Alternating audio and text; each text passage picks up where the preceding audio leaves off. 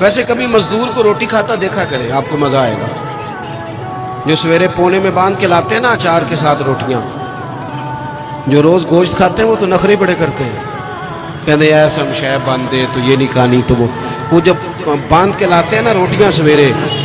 تو وہ دوپہر تک پونے کو بھی لگ جاتا ہے اچار،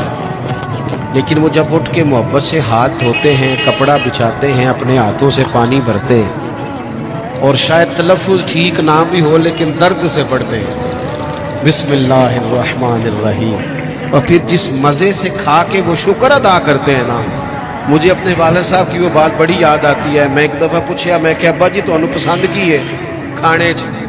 تے فرمان لگے پتر جے لگی ہوئے نا بھوک پھر تے سارا کچھ ہی پسند ہے، جے بھوک نہ لگی ہوئے پھر نخرے ہی نہیں، جنہیں مرضی کرا لو، بھوک سے کھاتے ہیں، محنت کریں۔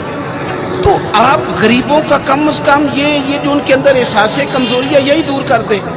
مالک کا کچھ بھی نہیں بگڑنا، لیکن فیکٹری کے ملازمین کے بیچ بیٹھ کے 2 دن روٹی کھا کے تو دیکھیں، اور نہیں کچھ ہوتا۔ کبھی کبھی مزدوروں کے بیچ بیٹھ کے لنگر کھا کے دیکھیں، کچھ بھی نہیں ہوتا۔ اور چلو باقی جگہوں پہ نہ صحیح، میلاد کی محفل میں غریبوں کے لیے کھانا پکا لو، امیر غریب کا ایک جیسا پکا لو، جس غریب کے گھر میں سارا سال